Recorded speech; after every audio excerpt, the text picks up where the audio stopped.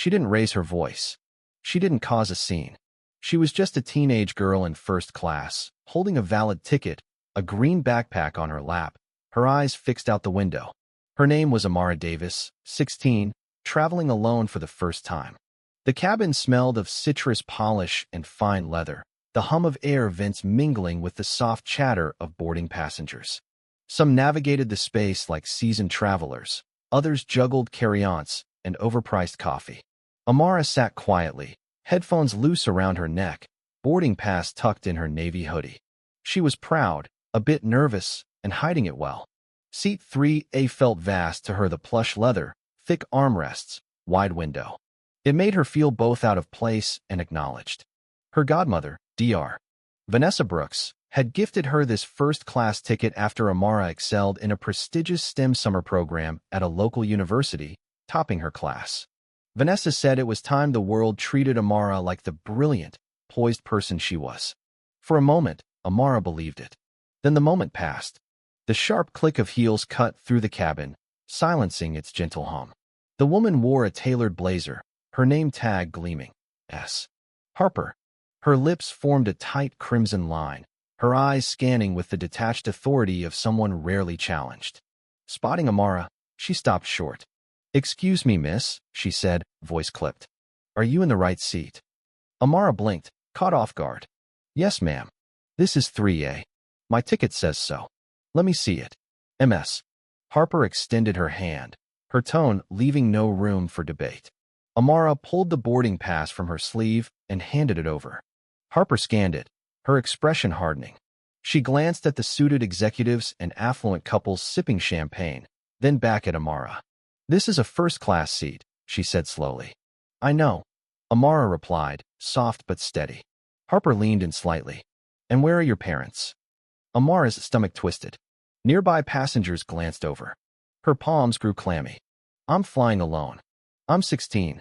Harper straightened, arms crossed, her tone sharpening. "Then you need to move to the back. This must be a mistake." "It's not," Amara said, her voice steady despite the heat rising in her cheeks. "My godmother bought the ticket. She works in aviation." But Harper had decided. "I need you to cooperate. You're holding up boarding." The silence was stifling. Passengers avoided eye contact. Some exchanged uneasy looks. No one spoke. No one stepped in. With her face burning and heart pounding, Amara stood, gathered her things, and walked to coach. She didn't cry, but something inside her fractured.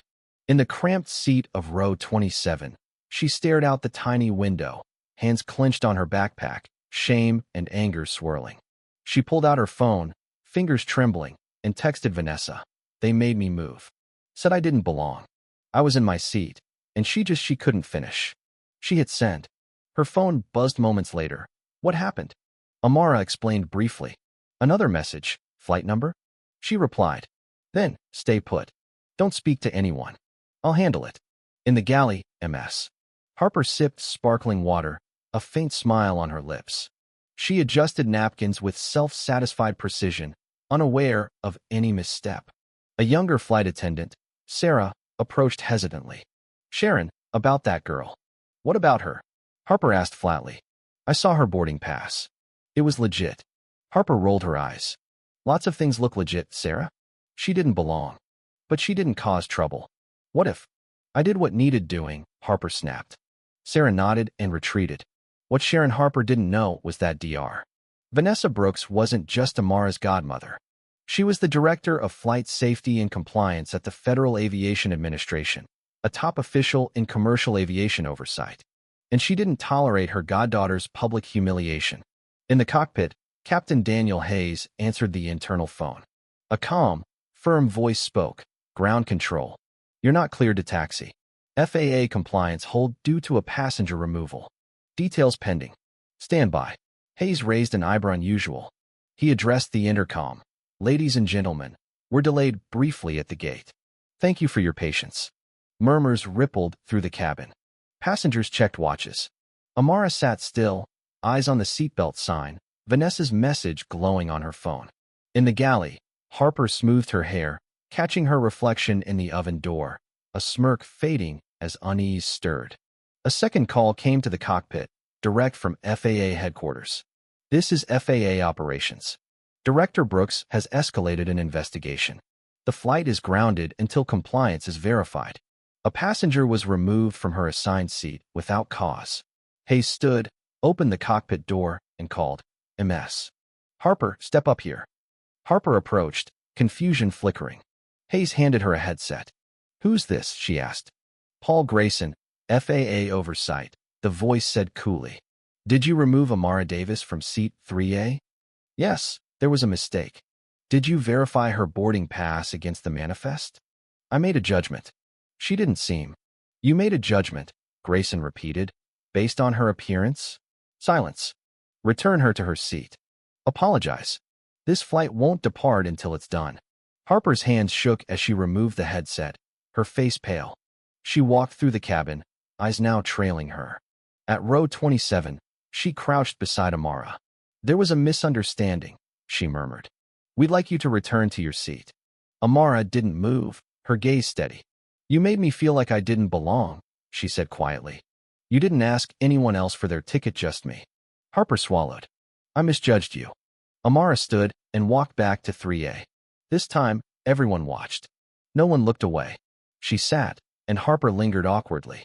"If you need anything," Amara opened her book, silent. In the galley, Harper leaned against the wall, legs unsteady. Sarah stepped beside her. "You know who her godmother is?" she asked softly. "I do now," Harper whispered. "This isn't over." Harper didn't reply. In the cockpit, a final message arrived. A compliance officer would meet the plane on landing. MS. Harper would be escorted off for questioning. The flight carried a heavy tension. Passengers whispered, some glancing at Amara with nods of acknowledgement. Eyes once suspicious now held guilt or respect. On landing, 2 FAA officers waited at the gate. One approached Amara kindly. "Miss Davis, please wait here. You'll disembark last." She nodded.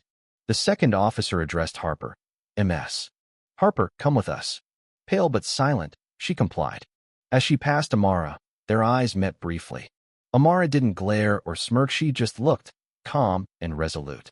That was worse. Outside, news vans gathered. Word had spread. Reporters assembled. Inside the airline's offices, executives scrambled in an emergency meeting. The incident was uncontainable. Passenger videos, statements, crew chatter painted a damning picture. Within 48 hours, Sharon Harper was fired. The airline announced mandatory anti-bias training, stricter ticket verification, and a discrimination hotline. But the damage was done. Advocacy groups and civil rights organizations spoke out. The hashtag #SheBelongs trended.